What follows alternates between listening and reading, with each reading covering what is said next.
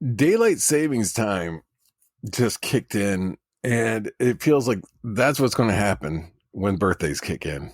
Every single birthday is like overnight. All of a sudden, it's like, feel weak. Like I'm not certain of what's going on anymore.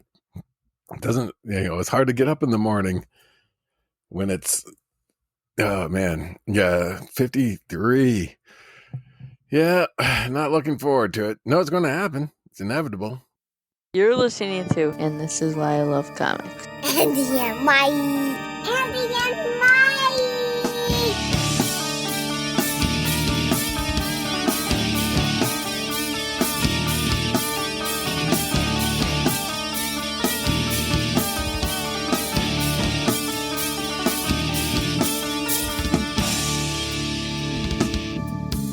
Please elaborate.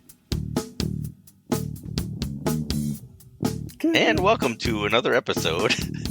of And This Is Why I Love Comics. I'm Andy. And I'm Mike. Again. Yeah, he is. That's Mike. And we're going to do the B.A.B.E Best Artist Brackets Ever. Again, I almost wanted to say boob. I think that's just me, though. Best Keep Artist it clean. Brackets. It's a family show. Right, I guess. Of comic artists, one artist matched against another artist, and 9 judges pick the winner. Sometimes it's a landslide. Sometimes it's by one vote. Follow us on TikTok for all this stuff and more. We need your help in TikToking. And I don't even know what the phrase is. Before we get booted out of TikTok because of being old curmudgeon. And the government doesn't want us on TikTok. But so we're going to get right into this. Last time we got about halfway done. So we're going to do Gary Frank versus Ron Garney.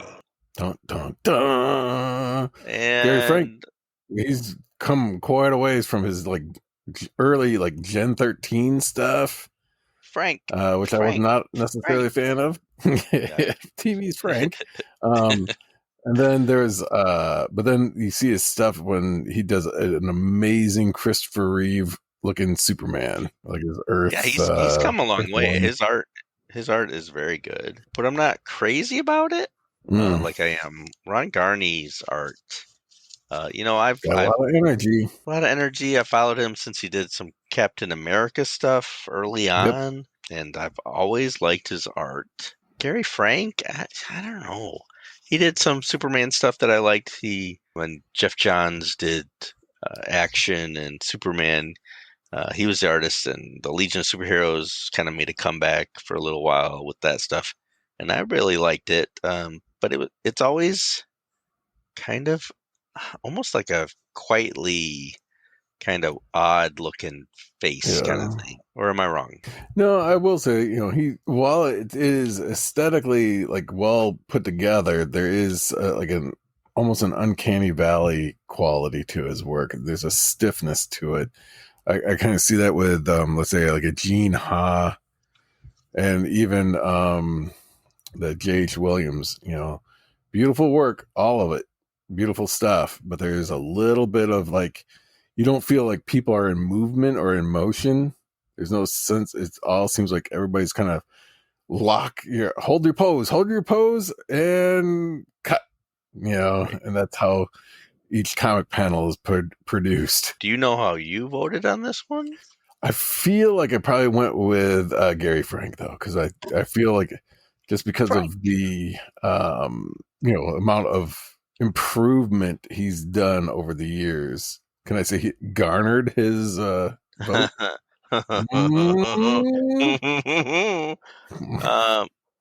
Yes, you can. Okay. All right. Well, let's run through. I liked how in the last episode we started out the episode and I was listing everybody, and then by the end of the episode I was just saying, who won? Shorten it out. Yep. Fading fast energy levels. Doesn't matter who voted who. Let's see, it looks like Matt 10.0 voted for Garney. This was a 6-3 vote. Wow, that's pretty good for however it came out. I apparently voted for Garney. Producer Tony voted for Garney. So there's the 3 votes, right?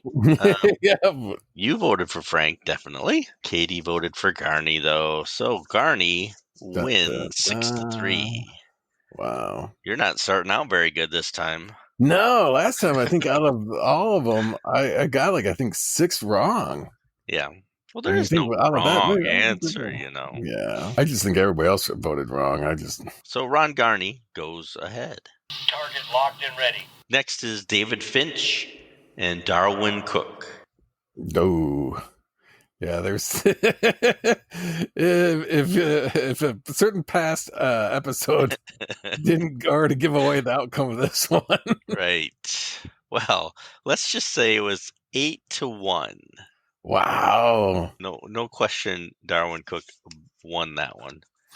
It's probably not a good idea to rat out who the one person that voted incorrectly.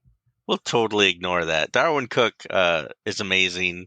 He is on my top 5 list of all-time artists, I'm sure. We've covered him a couple times. New Frontier, Parker, Who and Out of Overham. It's very clear who we would vote for. I'm not sure he won't win the whole thing. But I don't know. I'm not going to make that decision that now. broad of a statement quite yet. But he's certainly capable of it. Darwin Cook, 8-1. Sorry, Mr. Finch. And the sad thing is, I liked, and I still do you look at the Ultimates, he helped redefine how the Marvel Universe was going to be presented. And then if you're a Doctor Who fan, during the resurrection of the character from the Christopher Eccleston era, basically the 9th Doctor to the 10th Doctor, David Finch did a lot of design work for the Doctor Who set. Oh, okay. Updated a lot of the character likenesses and looks. And any of those people who've done that kind of cross-hatching stuff, I think he's done it probably the best. But when you're up against a titan like Darwin Cook, it doesn't matter. You're cooked. Yep. We got the Garney. Now what pun can we use for this next pairing? Well, the next pairing is Amanda Connor and Dave Sim. And if only it was as simple as...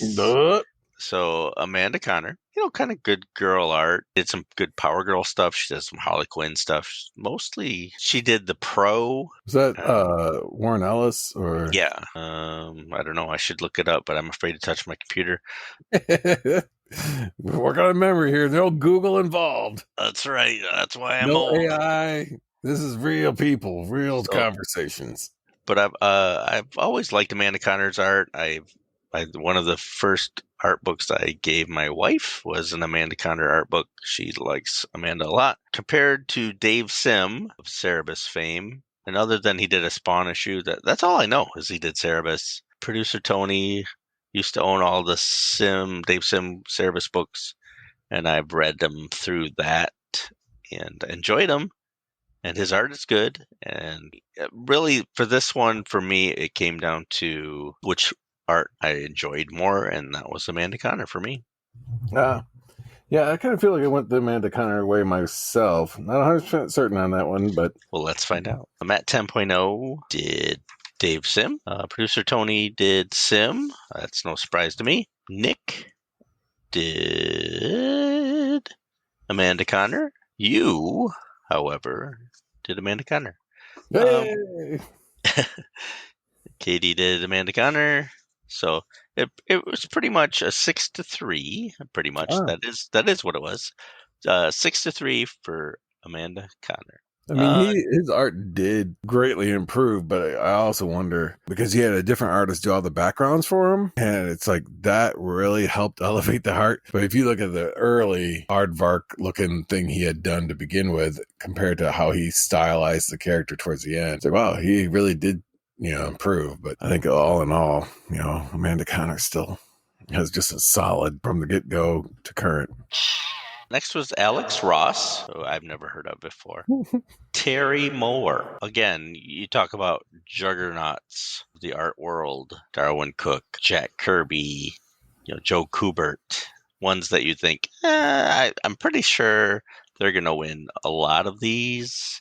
I say the same for Alex Ross. Like he's just a tight comic group. He's associated with a lot of Marvels. Our favorite, Kingdom Come.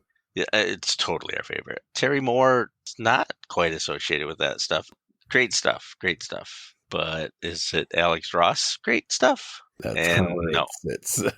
right? Because I think if I had to compare Terry Moore to some of these other artists, I probably would have picked Terry Moore. But against Alex Ross, I'm not sure how you can pick anybody but Alex Ross. It'll get down to a point where we will pick somebody against him, and I can see him losing quite a bit to quite a few other people. Yeah, I think I agree with that. I don't think he's going to win. He's going to make it pretty far, I think. Alex Ross got 7 votes. Wow. It wasn't the landslide. No, it was not. That's for sure. And none of these are 9-0. Like all of these, at least someone got a vote for this. So Target locked and ready. next up, Frank Miller, John Buscema. Oh, but that's a tough one. It's very tough. And Both iconic. I will say right now, it was 1 vote to decide. I'm kind of thinking it went Frank Miller's way. Let's run through these then. This will be fun. Let's start from the back of my list. Jamie picked Frank Miller. Matt 2.0 picked Frank Miller. Kevin, new collector Kevin, picked John Buscema. Nick picked John Buscema. Suddenly it's a tie. Katie picked Frank Miller. And you picked Frank Miller. Yep, kind of figured it did. And producer Tony picked John Buscema. So suddenly it's a tie again. So Matt 10.0 and myself, votes left. I picked John Buscema. And so did Matt 10.0. Wow. Right? Wow. So Frank Miller got 4 votes. John Buscema got 5. Yep, sorry, Frank. Sorry, Frankie. Yep, sometimes Franks win, sometimes Franks lose. And so far, Franks are losing. And I think part of it was when we started these votes, Frank had just posted a cover for a Wolverine issue, and everybody was roasting it online. I'm thinking maybe that came up in some of people's search engines, and I mean, it wasn't the best cover of Wolverine that I've ever seen. I think maybe that had something to do with it. Maybe not. But either way, Frank Miller, icon, did not make it. I will say, that's a tough one because there's 2 things that come to mind right out of the gate. One, Frank Miller, people will talk about his stories, but you never hear anybody talk about John Buscema's stories. You hear about everybody talking about Frank Miller's run on Daredevil, but you don't hear anybody talk about John Buscema's run on, let's say, the Avengers. You hear about Frank Miller's, pivotal Dark Knight Returns, the first one, not any of the other ones. We won't talk about that. Well, and then his Ronin, and his 300 and his Sin City. These were like milestones. Batman Year One milestones, changed the industry at every step. Amazing work. And then things started falling apart fast. Where Buscema just kind of like, the tortoise and the hare. It's like Frank Miller was fantastic, but then fell before the race was done. Buscema was slow and steady and just kept kicking out. And then when you think, and this is where I would go, and if you guys side with John Buscema, it's like when they decided how to draw comics, especially the Marvel way, who did they go to? Wasn't Frank Miller. Yeah, it wasn't Frank Miller. They went to John Buscema, How to Draw Comics the Marvel Way. That book changed my life as a kid. Both iconic. So, but like you said, one was just steady and consistent and didn't take any risks either. I mean, Frank Miller risked it all. Sometimes succeeded, sometimes didn't. All right, next vote. Bernie Wrightson versus John Romita Jr. Now that I would on paper, it's a tough bracket. Yeah. In actuality, how close, how close do you think this was? I'd say it's probably 6-3. 8-1. No. Oh, so I gotta find this for both. So I can't. Do you want to call who do you think won? I really think that Bernie Wrightson is gonna win. Yeah, he definitely won 8-1. Yeah. Romita Jr. I liked his X-Men stuff Mhm. and his Daredevil. Now his art.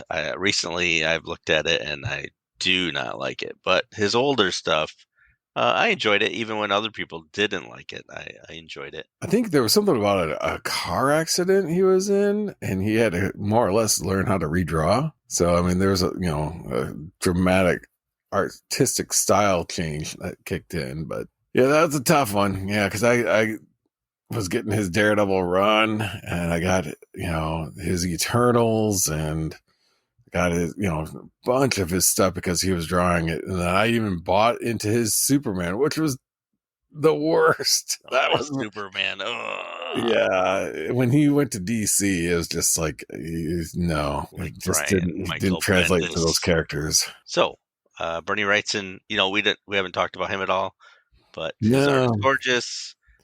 yeah. For Halloween, we should either read his Frankenstein or Creep Show. Okay. Yeah. That would be a good one to review. Future episodes. Boom, boom, boom. You heard it here first. All right. Let's see. Dave Gibbons and Adam Hughes. Oh, that's not fair. Right. And I mean, of all the ones so far, this Yeah. was the toughest one for me. I like them both. I like them both a lot. Yeah, this has got to be like a 5-4 or something. It is a 5-4. It is One certainly vote. a 5-4. Yeah, let's run through these. Matt 10.0 did Gibbons. Of course. And myself did Gibbons. Yeah, I didn't expect that, did ya? Not at all. Not at all. Producer Tony did Hughes. Do you want to give your vote? I probably went with Hughes. Hughes, yes. Katie did Hughes. Nick did Hughes. Kevin did Gibbons. Matt 1.0 did Gibbons. 1.0. I thought he was 10.0. No, no, 1.0. Matt 2.0. Was he 1.0? I don't know. I always get. Anyway, the other Matt, not 10.0. Yep. And Jamie did Hughes. So Wow. if you add that up, Hughes got 5 votes. Gibbons got 4. Phew. Hughes. Is that what you did? Yeah. See what you did there? Yep. Couldn't help it. Puns just come out. That's all. Yeah. Yeah, it's definitely a tough one. Gibbons is just classic. The Watchmen was so pivotal. All the stuff for was it 2000 AD, his Judge Dredd stuff, brilliant work. But then Adam Hughes, he changed comics. I mean, that dude keeps getting better. Unfortunately, he's not doing standalone titles in drawing interiors. You go back to his Maze Agency. He was good then, and I think the first one I really started collecting was his Justice League when there was after McGuire had left, and I was like, man, this guy can draw. And I think one of the moments that kind of made me realize this comic book thing, I can't keep up. As far as being a professional comic artist, was when early on when he would go to conventions and he'd get those backer boards, and he was just doing sketches at conventions. And I just remember Adam Hughes was like, "Who's your what character do you like?" And my brother said Thor. And Adam Hughes has a Sharpie marker, and that's it. And he just in seconds, without an error or slightly askew or anything, has line variation, where it's got undulation and thicknesses and thinnesses, and just fluid pops out an amazing Thor, portrait, and does it in like 30 seconds, 40 seconds, like just pop, pop, pop. Here you go. And it's like, this is ridiculous. And unfortunately, I mean, it was good because this is part of the beginning. He was doing them for free and just handing them out to fans. And he really appreciated fans. Unfortunately, then people were like going, yeah, can you draw this guy? And then they throw it on eBay saying, here, Adam Hughes original, $500. And I was like, oh. So then he ended doing that because like people were just flipping them. And it's like, you ruined it for everybody. Right? But that's when I realized there's people who know how to draw, and then there's Adam Hughes. And that guy, oof. When I saw that, it didn't like there wasn't any like hunting or hesitation, sketching or anything. He just was zip, zip, zip, zip, zip, zip. Here you go. And it's flawless. And you're like, well, that's it for me. It's like, you might get a black belt in karate, and then you're like going, man, I know what I'm doing. And then Bruce Lee comes by. You're like, yep, done. Never mind. I'm out. Yeah. I'm never going to reach that level. Well, I was going to do like a 5-minute speech on why Dave Gibbons should have won that, but I think you just convinced me that Adam Hughes should have won that. So I got to support my vote. Mike Mignola and Todd McFarlane. Oh, no contest. Please tell me that. And that wasn't a landslide. It wasn't unanimous, and it wasn't 8-1, but it was 7-2. I lost respect for some two people apparently. Sorry. Well, I won't tell you. And wouldn't you just poop yourself if I said McFarlane won 7-2? Yeah, you hear dial tone on my end, just flat line. And that's when Mike quit the podcast. Never to be seen again. Yeah, Mignola won 7-2 over McFarlane, and you can't argue McFarlane changed the landscape a bit. Yeah. And as far as a business owner, the guy's crazy smart. He's doing what he wants to do. He's doing action figures and stuff. He's got his own company. He's a billionaire. He's got all the licenses that he needs to do, and he makes a ton of money. Just not the artist that Mignola is. Mignola keeps evolving, and I will say some of it is not for the better. He did a Masters of the Universe cover that was like, oh gosh, that's terrible. I actually refused to buy that variant because it was like, no, can't bring myself to even bring that into the house. It was that bad because it's like, here's He-Man, the most powerful man in the universe, and yet Mignola draws him, and he lost any of the musculature. It was just like he basically drew Hellboy with beige skin. Yeah. And I was like, oh, that's not He-Man. Regardless, his stuff on Alpha Flight, even going that far back, his Rocket Raccoon miniseries was still iconic. His Corum from, I think it was Kamiko did those. The Michael Moorcock's Corum series. It was like a 4 or 5 issue series. Beautiful stuff, but I think what really tipped the scales for me was that Gotham by Gaslight. Dracula, right? Was a fan ever since. Yeah, Dracula. He did that. Yeah, for Tops.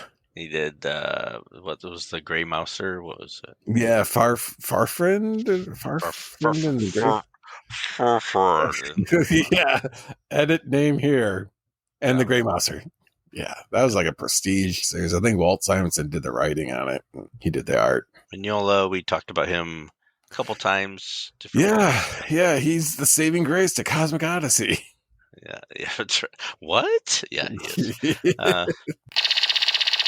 The next battle really has me down. George Perez, and Brian Boland. And obviously, there's a phrase there when you said "has you down." Right. Yeah, I haven't kept it a secret. That's been the worst secret I've ever kept. Brian Boland won. Now, it was close. It was 5-4. Okay. And everybody knows who listens to the podcast that I love George Perez, but he did not win compared to Brian Boland. And now I understand Brian Boland. his love for his art. I think he is an excellent artist. I think he's a little overrated, but that's his his Judge Dredd stuff. His cover work is awesome. He's no George Perez to me. Gorgeous artwork. I can understand why people would pick him. I mean, not really, but that's just me. It Judge is Dredd. interesting though. You think about like there's 3 milestones that Perez had done, and if somebody were to ask what milestones that are pretty much universally acclaimed that Brian Bolin was instrumental with, you can go, well, he did the covers for, and that's kind of where that sits. Yeah. But did he do the Killing Joke? Did he do the interior? Yep. Yeah, he did the interior, and that's like one. But then otherwise, it's covers.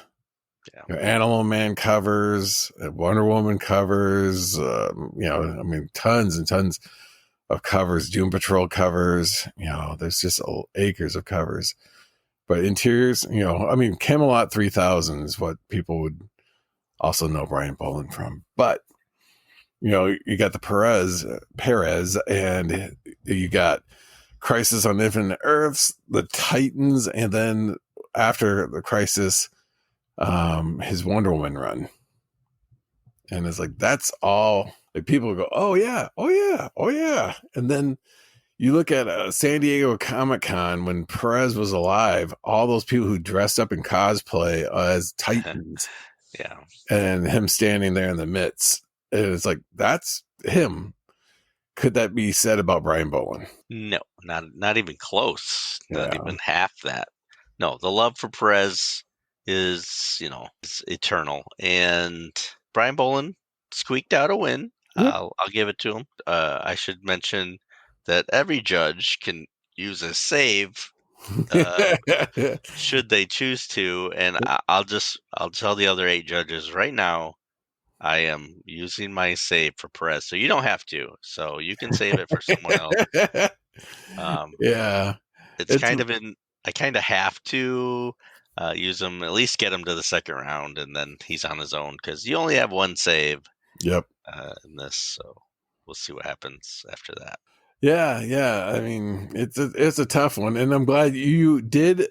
For everybody's sake, that rule existed before the votes were cast. So yes, absolutely. It wasn't like you're like, no, I'm going to make up a new rule effective immediately. And what happens to everybody's save? You don't have to use it, but I would assume everybody would use it. That those saved artists goes into a special bracket, and in the 1, 2, 3, 4, 5, 5th round, there'll be a wild card where all the saved ones have to battle each other, and we pick one winner to move on to the 6th round. So that person kind of gets a skip on 2 rounds, but no guarantee that person's going to get back into the. Oh yeah. So back in the mix. Perez is the first in the wild card bracket, and we'll see who he goes up against. Maybe Jim Lee, I don't know.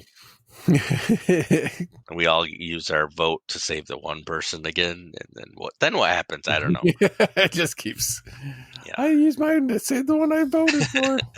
Right. Yeah. I don't know. We'll work that out. There's just it'll be a little while yet. Next up, Howard Chaykin and Arthur Adams. Boy, these were tough. These are hard. Yeah. This was definitely that. I know who I voted for, but I know already that I wouldn't say I regretted it. It was just like, this is tough. I feel, if I remember, I feel like I voted for Art Adams. It was voted that close for either one, honestly. You did vote for Art Adams. And let me tell you right now, it was 1-8. What? It wasn't even close. And Art Adams won.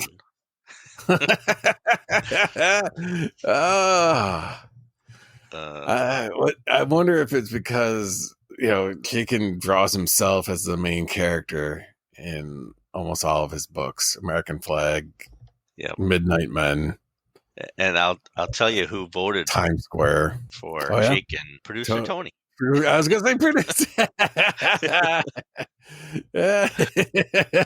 I mean, I've got the bulk of Chaykin's work. His Shadow, the graphic novel at Times Square, Black Hawk, great stuff. He's no Arthur Adams, though, apparently. No.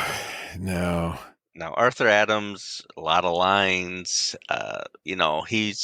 When I was collecting Uncanny X-Men, his annuals were a Yep. highlight. It was a treat. Take over the annuals, and they'd go off to Asgard, and it's just Oh, that's wonderful right. stuff.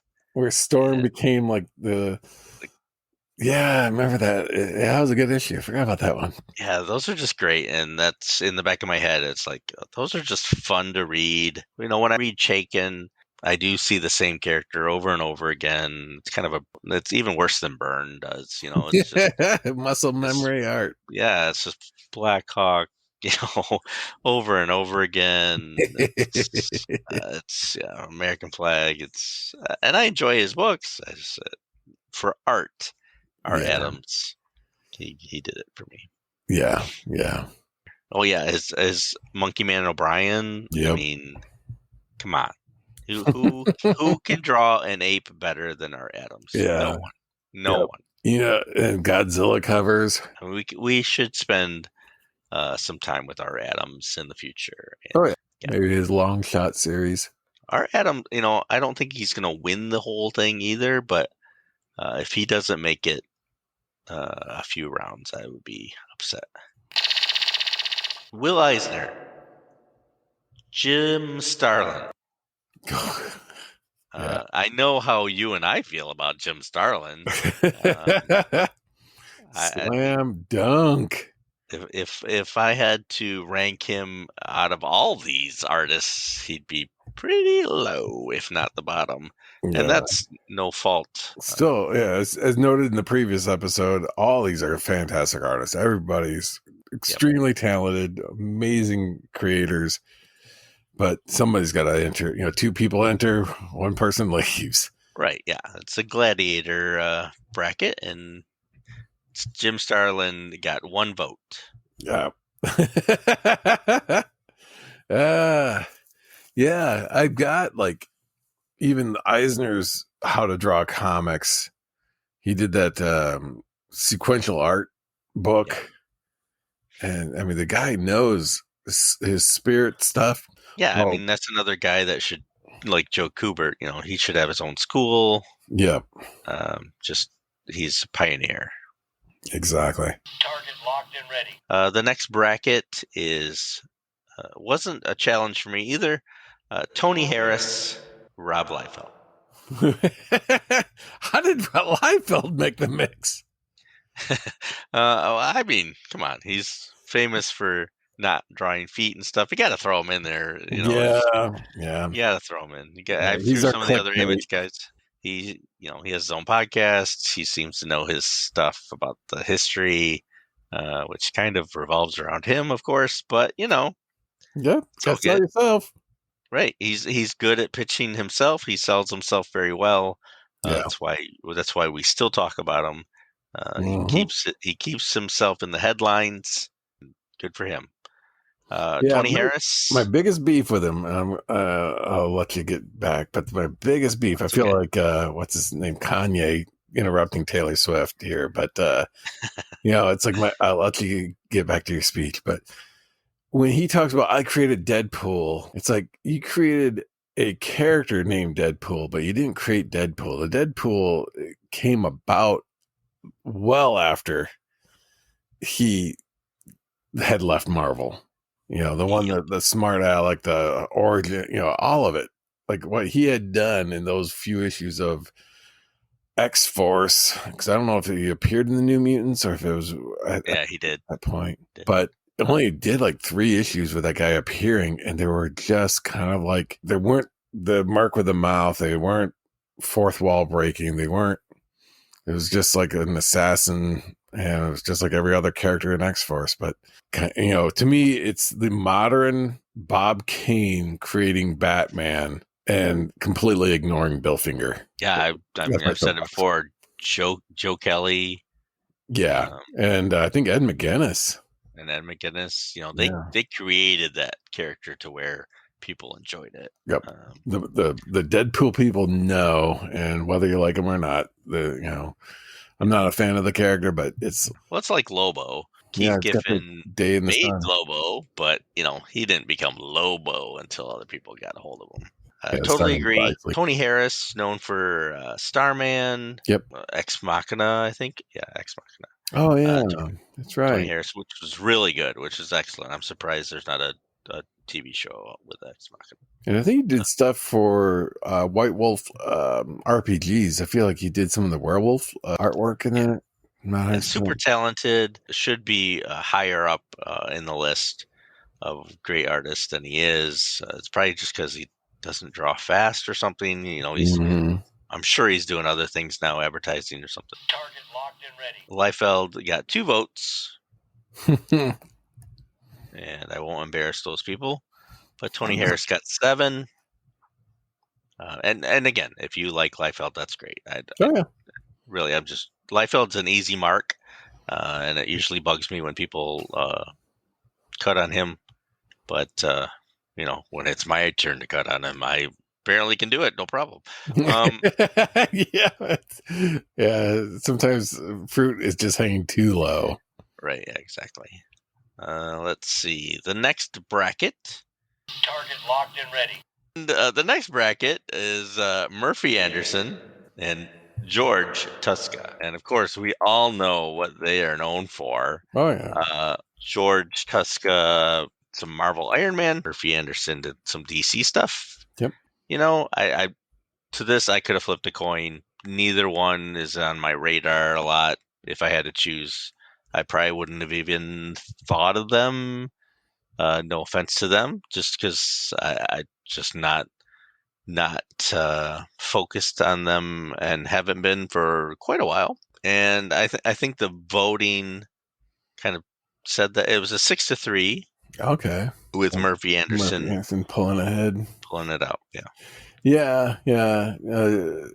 Mr. Tuska is just part of the bullpen, Not bad, not terrible, just very, very competent artist. Murphy Anderson, kind of defined a lot of stuff about the old, outside of Kurt Swan, he was kind of the definitive, Superman artist. Anderson moves on. Target locked and ready. The next bracket was Don Heck. And Watch your mouth. That's right. Just talking about Don Heck. And Steve Ditko. Oh, got a feeling that's pretty much a slam dunk. There's going to be a few people voting. 7-2. Yeah. Don Heck. No, I'm just kidding. Steve Ditko, of course, co-creator of Spider-Man. Yeah, Doctor Strange, The Question, The Creeper, Captain Atom, I think. Did a lot. So always his name in the background. Should have gotten more notice than he did. Yeah. I still, of all the things any creator has contributed, there's a thing called the Kirby dot. It's those crackling energy that is just associated with, Jack Kirby. But Ditko's weird terrain that he came up with for Doctor Strange as he's traveling through the mystical worlds, those mouths with pathways in and out of them dripping, and it's just super bizarre, super trippy, super the 60s, and then it's like drugs. It's like, how are you coming up with this just wackadoo? Wouldn't be surprised if Kirby and Ditko did drugs together, They come up with what they did. Don Heck, don't know a lot about him. Yeah, very early Marvel. The next battle, Mark Bagley and Neil Adams. Oh, it's got to be a 7-2 vote. 6-3. Okay. And now I know Bagley for his Spider-Man. Yep, Ultimate Spider-Man. That's pretty much all I know. Neil Adams did wondrous things with Green Arrow, Green Lantern, beautiful Batman. covers, Batman. Oh yeah, Batman. Not Batman Odyssey. Do not bother. Avoid the Odyssey. Yeah. But just, beautiful artwork. Bagley, to me, is generic, even though, he's consistent, and I assume he could whip out pages the amount of Bagley stuff that was in the 90s. So, I mean, he's probably really fast and a dream to work with. But Neil Adams had my vote, that's for sure. Yeah, and I feel like Bagley was the one who won the artist submission, the Marvel Comics submission form. They had like a draw pages from this script, and it was like a professionally created book, and it had a script and everything. And then people submitted, and he was the ultimate winner of it. And that's his initial claim to fame. And then from there, he just kind of took off, but just never really resonated, and especially to go against a titan like Neil Adams. It's like, yikes. Looking through the three who picked Bagley, it's interesting. It was Nick, Kevin, and Matt 1.0, like newer readers. I don't know about Nick. He's an old fud like us, but the other two, they're more modern collectors. I'm curious if that played a part in Bagley getting 3 votes. Yeah, could very well be. So Adams moves on. The next was tough for me. Wally Wood versus Jose Garcia Lopez. Ooh. Oh no. Yeah, that was tough. Now, I love Jose Garcia Lopez. Yeah. Yeah. And I appreciate what Wood, and I like his art too. So yeah, it's like it would be tough to kind of call out, like, outside like Thunder Agents is like a mainstay of Wally Wood. His Mad Magazine stuff was always brilliant, and he really defined things as far as like comic art back in the day, and created Power Woman with the portal, if you would, porthole, right, or whatever you want to the Power Girl. Yeah, Power Girl costume that was controversial and just continued to get more and more controversial. Just the cleavage window. Yeah, there we go. That's a tough one, because Garcia Lopez, I will always have a soft spot for the Superpowers toy line, the 80s Superpowers toy line, and the style guide was, Garcia Lopez with Dick Giordano inking, and it was just defined DC Comics for me. I mean, that was like, as John Buscema defined Marvel, Garcia Lopez defined DC Comics. And you're preaching to the choir, because we're the only two that voted for Garcia Lopez. Oh, mercy. We are his only. Wow. Hollywood got 7. We were the 2 outliers. Oh, man. This is when our votes count for 4. Right, exactly. We win. Yep. No. Yeah. Adding a new rule effective immediately. Wally Wood takes it. Yeah. Yeah. I mean, he's a classic. I think he had that Superman. It was a Mad Magazine bit. One of the first like real satirical look at superheroes and funny stuff. He could draw women. He could draw cartoons. He could draw. Yeah. I mean, he's right up there. Garcia Lopez, though, man, defined how DC Comics looked. And he's still doing the style guides. I remember getting the style guides for even right up recently, all the Batman stuff that you're seeing out there packaging outside of the movies stuff. But if it's just standard Batman from the comics, it's Garcia Lopez. I follow him on Facebook, and he still does art that he can, that he sells, and still great stuff. Still great. Who can forget Atari Force? Man. Classic. All right. Next battle, Carmine Infantino of Flash fame. Yep. Of course. Silver Age. Really weird Star Wars. Yes, very. And put him up against Al Williamson, who we've met. Speaking of Star Wars. That's pretty much all I know him for is he did the daily Yeah, Star the Wars comic book. newspaper strip. Yeah. Yeah, I followed that immensely, and then collected it when they collected it at Dark Horse. Carmine, I mean, I have a lot of his Flash stuff. Weird, wonky, styled, something I had to get used to, and then I Mhm. appreciated it. But still not my favorite. Like I accepted it for what it was. But if I had to choose him over a lot of artists, it wouldn't be him. And that's not who got my vote. Williamson won 6-3. Yeah, it's a tough. I know that like Carmine Infantino had done, he was like an editor, like head honcho for a while at DC Comics.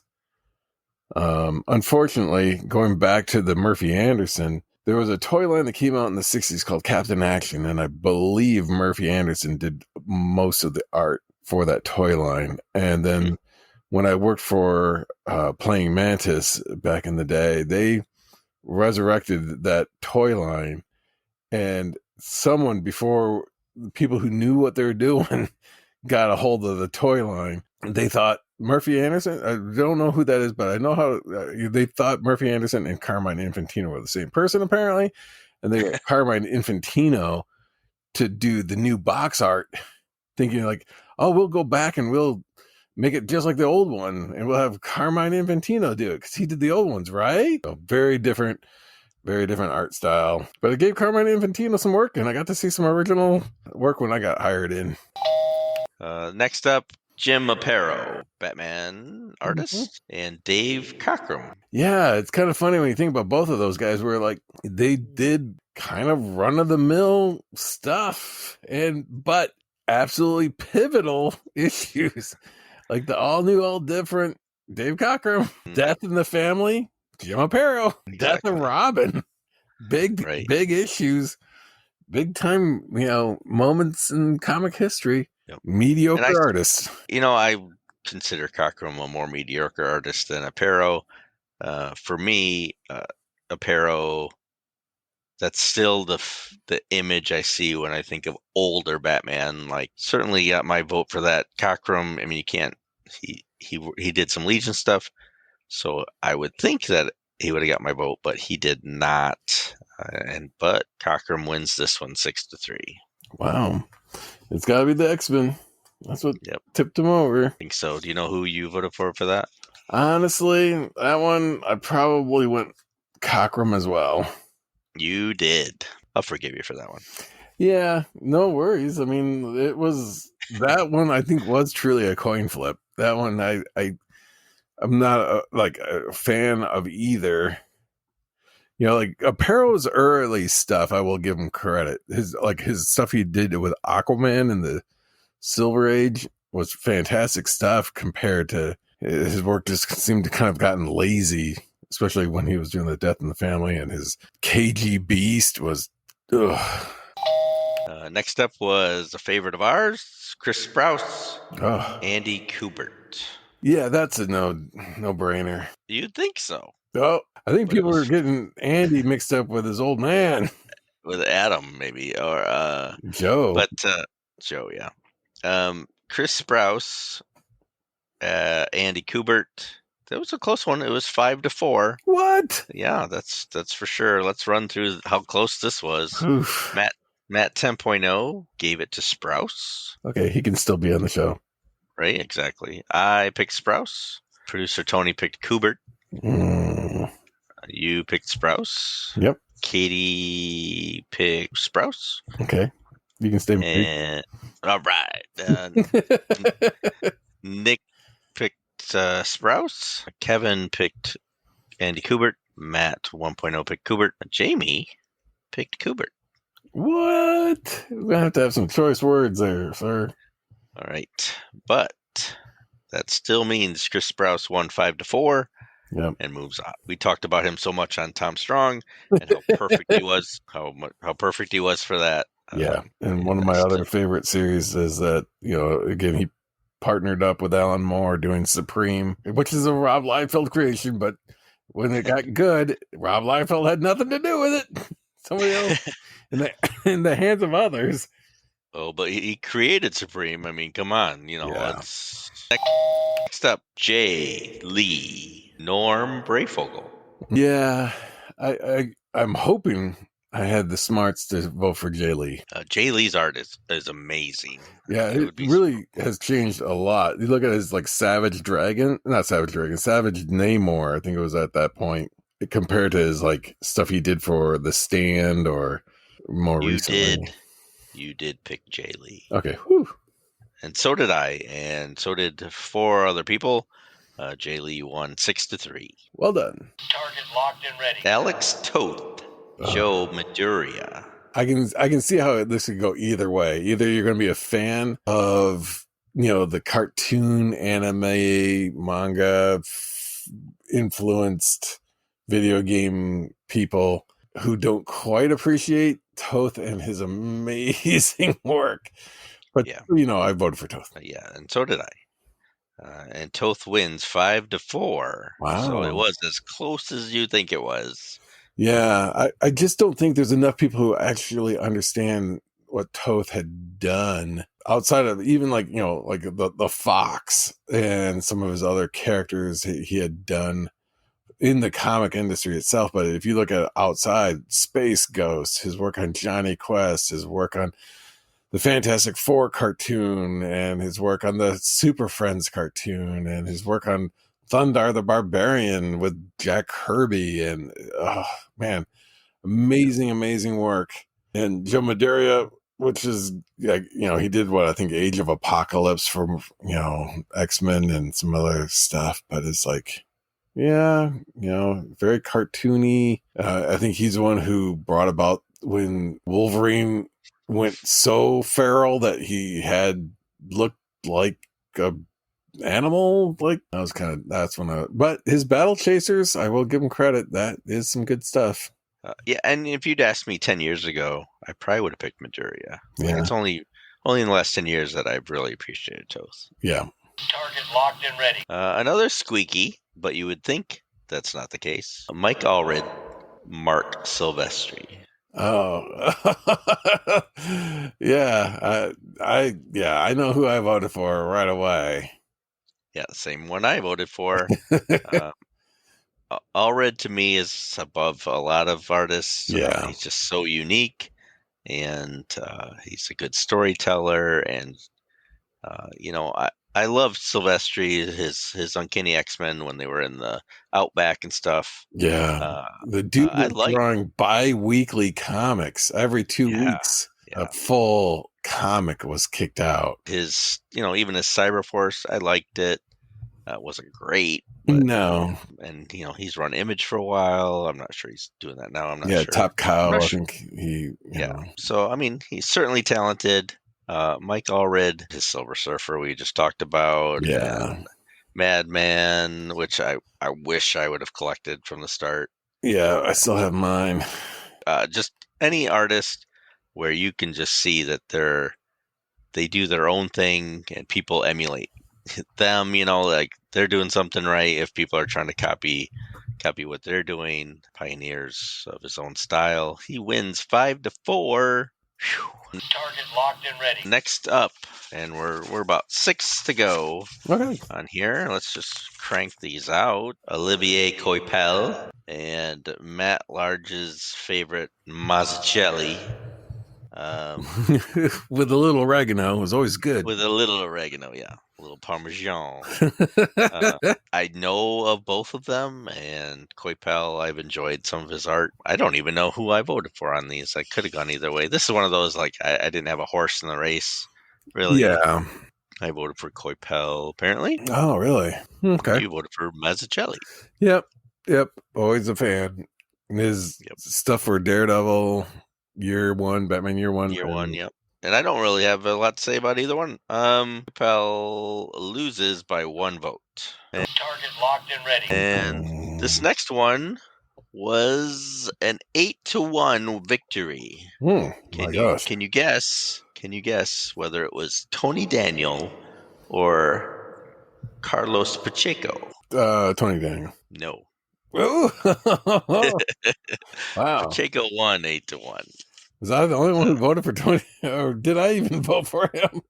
You voted for Pacheco. Oh, there we go. Yeah. See, you're still a winner. Who was the lone Tony Daniel? I know I voted for Pacheco.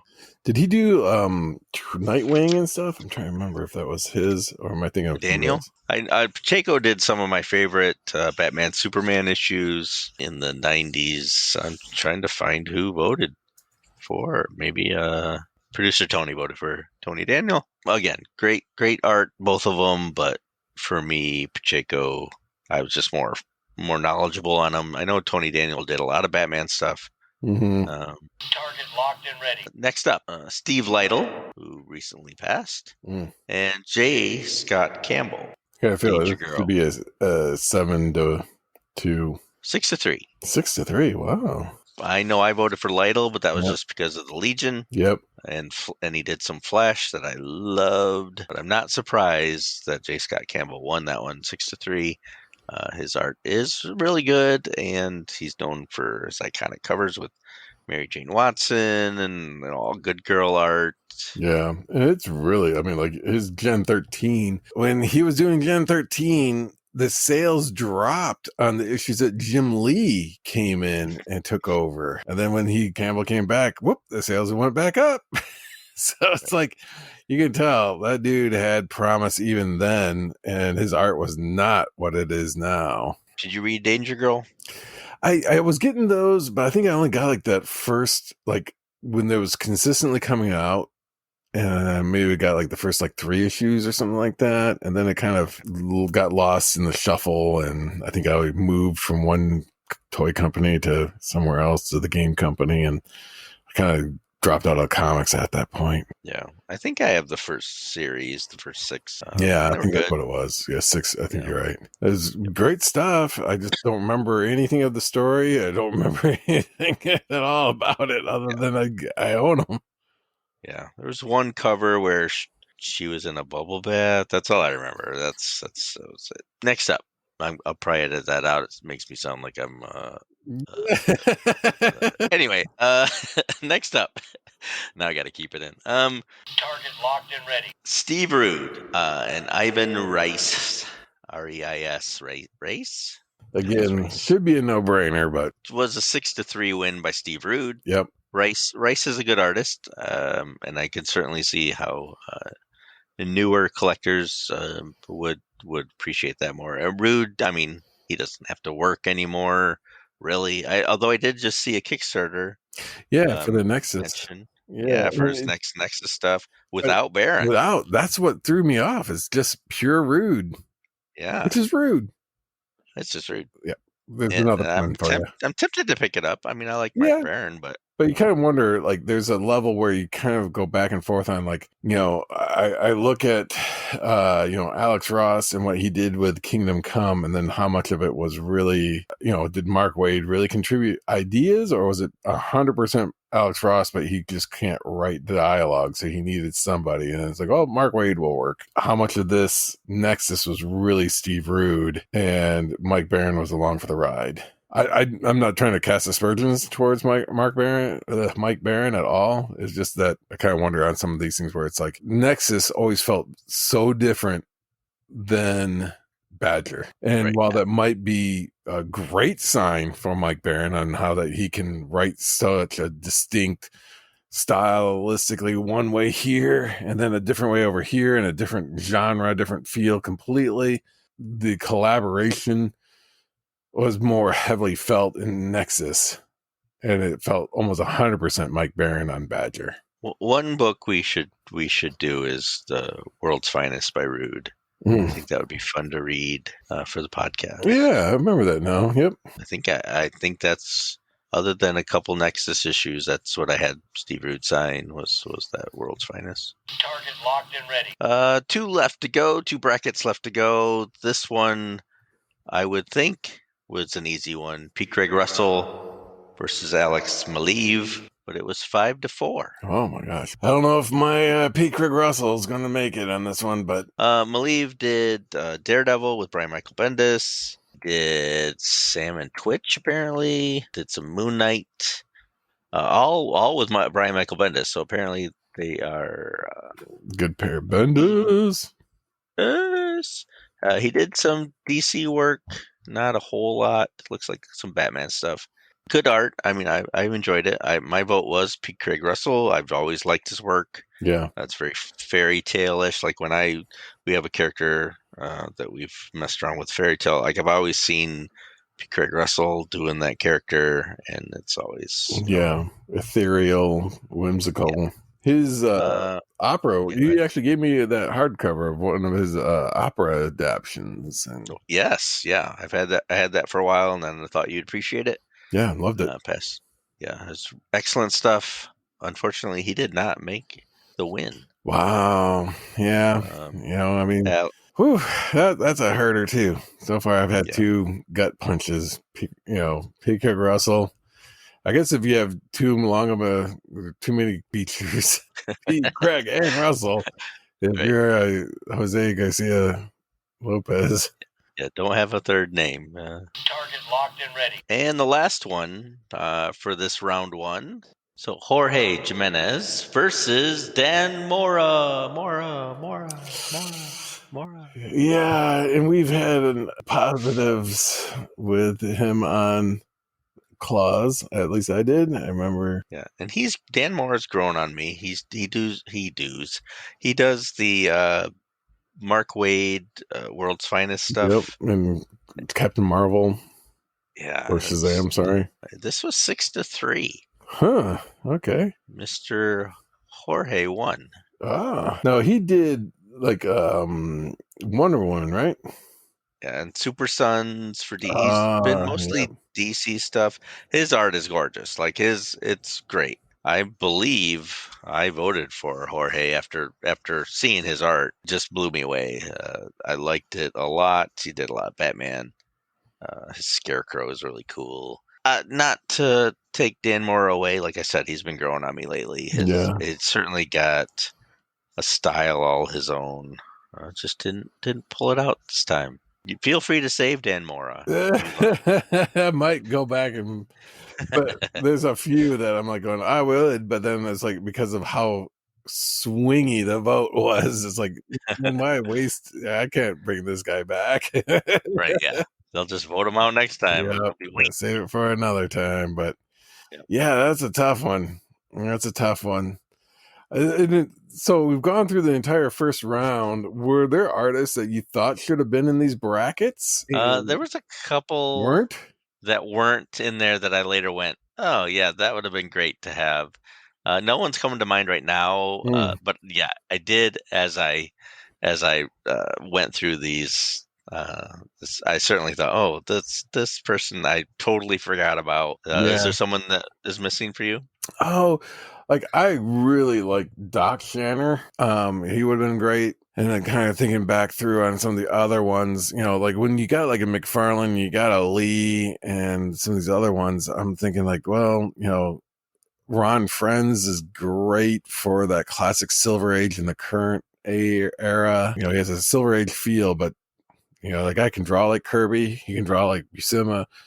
He can draw, and then, his Thor run was fantastic. But, and he unfortunately got associated with the Superman Red, Superman Blue, that lightning powered Superman era. And so Jim Valentino.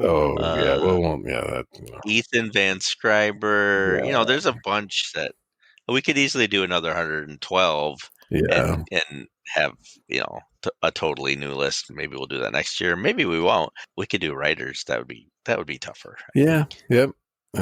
Because that's a little, it's like, you almost have to do like what major event did they get? Not have 112 of them, that's for sure. You must read all these 112. Yeah, good luck. But yeah, there's a lot of artists that I didn't put in. Maybe we'll do smaller brackets next time and fill it in with the rest. But I think this covered a lot of history. I did do Bob Kane or Stan Lee. Core of my favorites were there. I mean, they were obviously well represented. There's a few that would be like, oh yeah, that'd be a nice one to have. But I think the core artists, there were a few where I'm like going, really? That person made the cut? but then Ron Lim, yeah, well, Yeah. See? matter See, I should. of yeah. And I'm sure Yeah, there's a lot of new artists that just are not been on my radar yet. yeah. That that Well, someone's Lionel streaming. Yu was Oh a yeah. big guy out there for quite a while, and he kind of introduced that different cross hatching where it was just tiny dashes, very fine, tiny dashes. And it's like, yeah, he didn't make the cut. Anyway, this isn't over yet. This is Nope. just round one. Yep. It does get a little harder, Yep. probably. Some of these matches I already see very difficult later on. You're gonna put up people. Now I don't know this for a fact, but if you said Alex Ross versus Kirby, who would you I would definitely put Kirby in that I would long too. before Ross. But that's how all these favorites are gonna be out there. Yeah. Frazetta versus Mobius. Oh, Who would yeah. that would be tough. Yeah, that one would be, yeah. Dang, That's not how it's gonna be, but yeah. just things like that. So that's round one of the B.A.B.E. Best Artist Brackets ever. Now I gotta say it like that. Sing song it away. From 9 judges, we've thinned it now down to 56 from 112 artists. Who will be on top? Forward to round 2 coming up very shortly. We'll see who survives round 2 to round 3, which is just 28 artists. Each one is half. Yep. So 112 to 56, down to 28 in the third round. Ooh, down to 14 in the fourth round. Who is going to do that? Yeah. Ooh. It's good. It narrows quick. Yeah, it sure does. Our webpage is, and this is why I love comics podcast at .buzzsprout.com.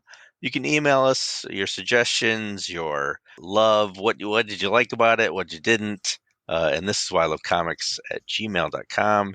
You can join us on the X at and this is why L1. We're on the Facebook. Look for and this is why I love comics podcast. Please join us there. Calendar of events is there, and we discuss whatever comes our way. We're on the TikTok. We're at Why I Love Comics Podcast. Please join us there. We're starting to build momentum, and it's a good way right now to see the visual of these artists and can compare them yourself and who would you pick. We get some comments on who people would pick there. It's kind of nice. You can support the show, become a Patreon member, listen to audio that didn't make it onto the podcast, but it's still worthy to listen to. And we have other things going on. A prize cart coming out shortly, where you could win some really cool prizes. And I'll start listing those probably in the next month or so. Thanks to all our supporters and friends of the show. We couldn't do it without you. Thanks to producer Tony, Matt 2.0. See, he is Matt 2.0. Man, Yeah. I've shorted him now to 1.0. But now he's 2.0. Kevin, Jamie, Matt 10.0, Katie, and Nick. Thanks for being judges. Thunder Chicken, for the tunes, check them out on Spotify and go listen to their stuff. Thanks, Mike, for joining me on this bracket number 2. I officially declare George Perez saved. Dun, dun, dun. I'll send out the official who won and who lost to the email group judges, and we'll see if anybody else uses their save or just saves it for the next round. Yep. You can use your save until round 5. No, until round 4. Yep. After round 4, there is no saving. Yep. It's too tight competition. Can't just keep. Yep. Round 4 is it, because round 5 includes the wild cards. And if you haven't used it by then, you will never use it again. So for the podcast, I'm Andy. I'm Mike. And we'll see you very shortly. I like how you say see you in a podcast. Right? I mean, I like to think that they see us visually Yeah. with their imagination.